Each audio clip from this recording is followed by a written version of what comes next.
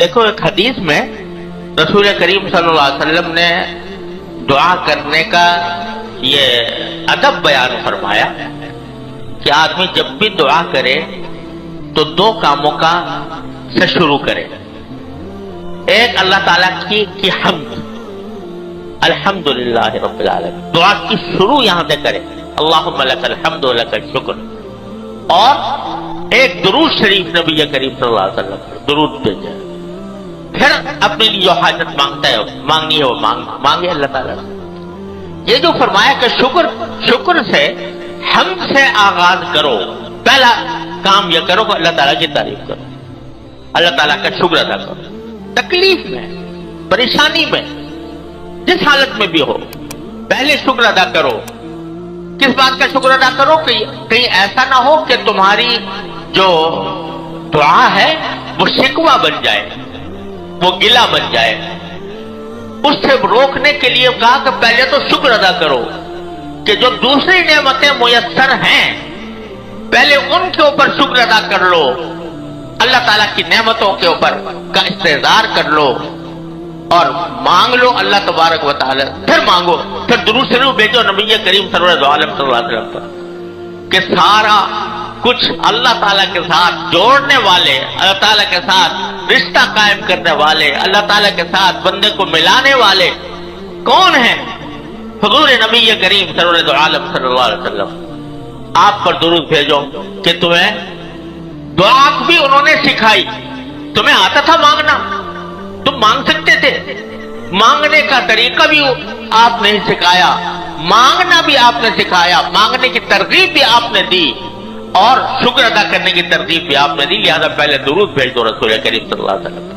اور ہمارے حضرت والا حضرت عارفی قدس اللہ تعالیٰ سرہ ایک بات اور فرمایا کرتے تھے درود شریف کے بارے میں. یہ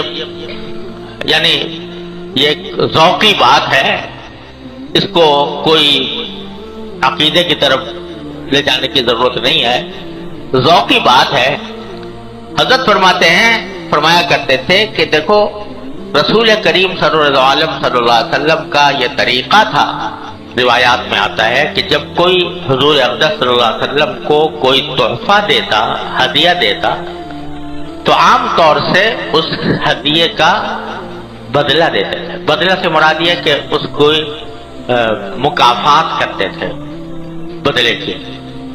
کسی نے کوئی ہدیہ پیش کیا، اگر کوئی چیز موجود ہے تو وہ ہدیے کے طور پر اس کو پیش کر دی، اور کچھ نہیں تو اس کے لیے دعا فرما دی.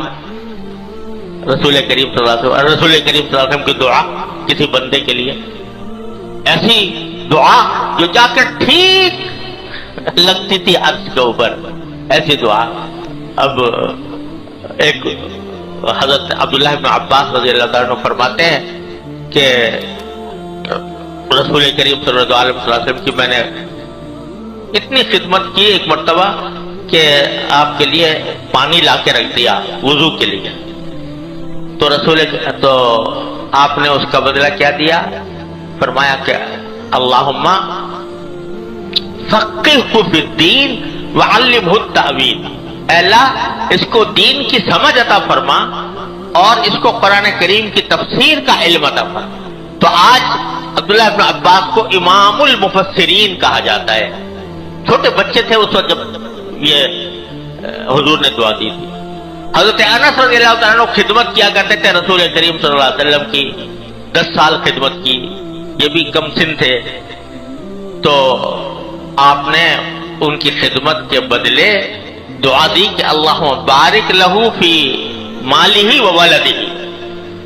یہ دعا فرمائی کہ اللہ ان کے مال میں بھی برکت عطا فرما اور ان کے اولاد میں بھی برکت عطا فرما.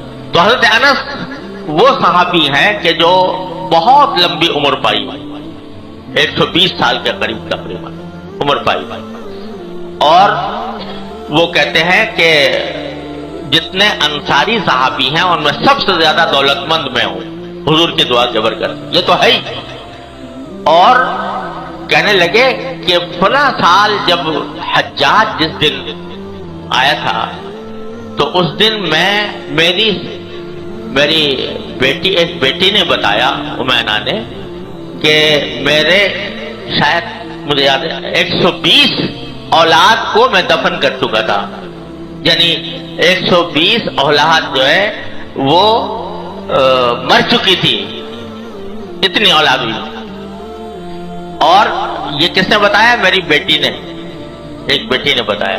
تو اتنے 120 ہے یا مجھے ہو سکتا ہے عدد میں کوئی مبالغہ ہو، لیکن تقریباً اتنی ہی بتائی کہ اتنی اولاد مجھے اللہ تعالیٰ نے دی آپ کی اس دعا کی برکت سے کہ میرے مال میں برکت ہو اور میری اولاد میں برکت ہو۔ تو رسول کریم سرور عالم صلی اللہ علیہ وسلم کی سنت یہ تھی کہ کوئی نہ کوئی بدلہ عطا فرماتے تھے اس شخص کو جو کوئی ہدیہ پیش کرے یا کوئی خدمت کرے رسول کریم صلی اللہ علیہ وسلم کی۔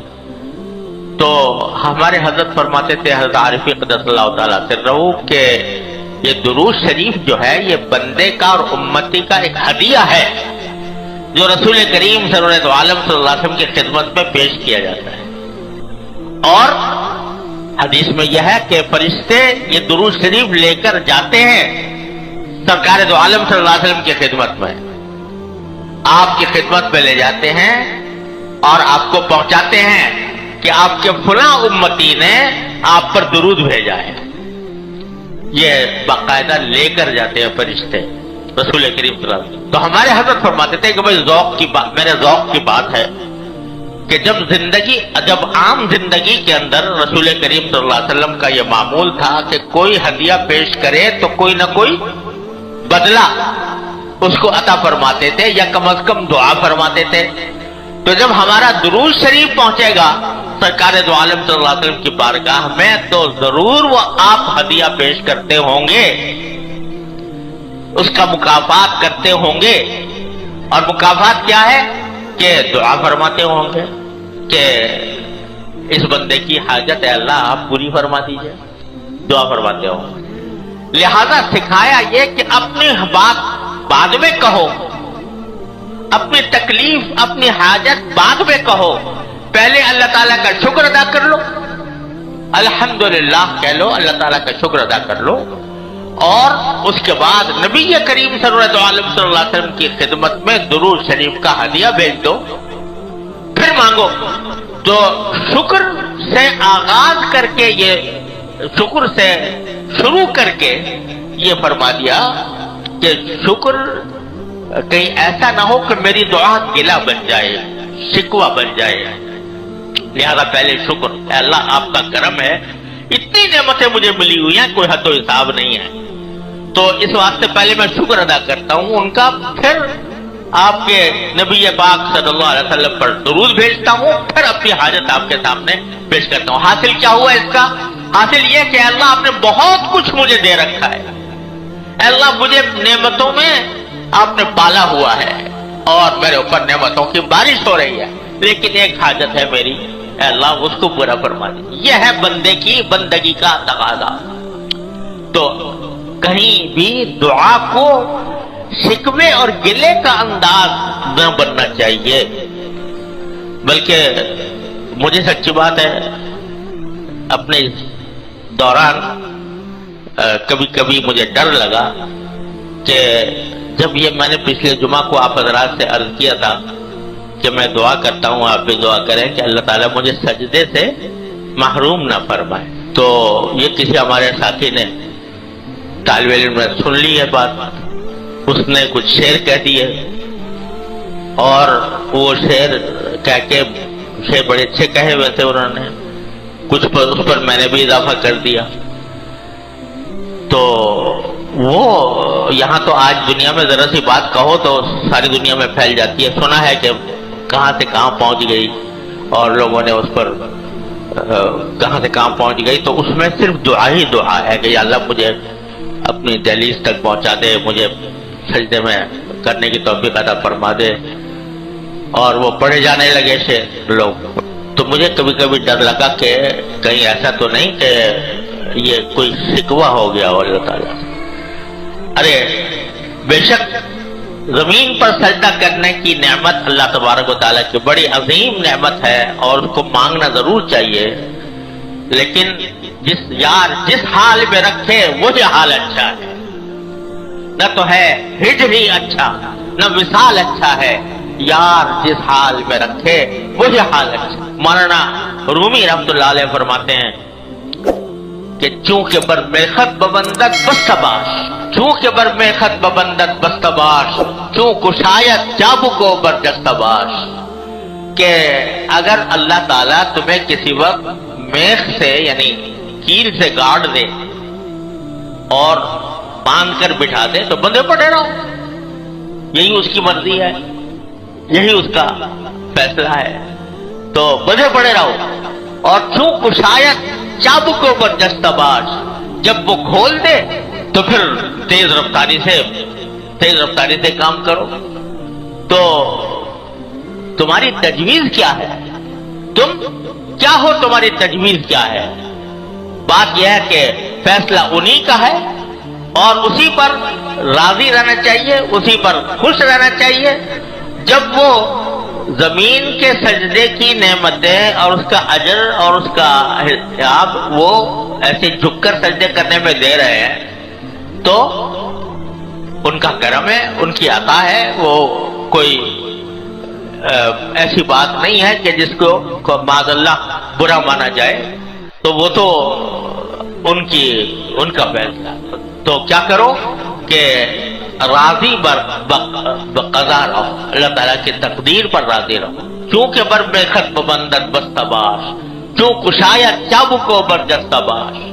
تو اللہ تبارک و تعالیٰ چاہ رہے ہیں کہ تم ابھی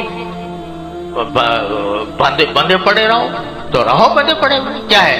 اسی میں ان کی رضا ہے، اسی میں ان کی خوشی ہے، تو اسی میں تمہاری خوشی ہونی چاہیے. حضرت ذوالنون مصری رحمۃ اللہ علیہ بڑے درجے کے اولیاء اللہ میں سے ہیں. ان سے کسی نے پوچھا کہ حضرت کیسے مزاج ہیں، کیا حال ہے؟ تو انہوں نے جواب میں فرمایا تم اس شخص کا کیا حال پوچھتے ہو، اس شخص کا کیا حال پوچھتے ہو جس میں دنیا کا کوئی کام اس کی مرضی کے بغیر نہیں ہوتا. اپنے بارے میں فرمایا کہ دنیا میں جتنے کام ہو رہے ہیں میری مرضی کے خلاف کوئی کام نہیں ہوتا، سب کام میری مرضی سے ہوتا. تو وہ بڑا حیران ہوا کہ بھئی یہ کیسے آپ نے کہہ دیا کہ جو کام ہوتا ہے میری مرضی سے ہوتا ہے؟ یہ تو بڑے بڑے لوگوں کو بھی حاصل نہیں ہوتی یہ بات کہ ہر کام ان کی مرضی سے ہو رہا ہو. یہ کیسے ہوتا ہے کہ ہر کام آپ کی مرضی سے ہوتا ہے؟ کہا میں نے اپنی مرضی کو اللہ کی مرضی میں فنا کر دیا ہے. میں نے اپنی مرضی کو اللہ کی مرضی میں فنا کر دیا ہے کہ میری مرضی وہی ہے جو میرے مولا کی مرضی ہے. جو اس کی رضا ہے، اس کی رضا یہ ہے کہ میں بیمار رہوں، مجھے میری رضا بھی اس میں ہے. اس کی مرضی یہ ہے کہ میں کسی پریشانی میں ہوں، میری مرضی بھی یہی ہے. یعنی میں اس کو اپنی مرضی کو میں نے فنا کر دیا اللہ تعالیٰ کی مرضی میں. ہاں مانگنا سنت ہے مانگوں گا اللہ تعالیٰ سے، لیکن مرضی یہ ہے کہ جب تک آپ بیمار رکھے میں بھی راضی ہوں اس کے اوپر، جب آپ صحت مند کر دیں میں اس کے اوپر راضی ہوں.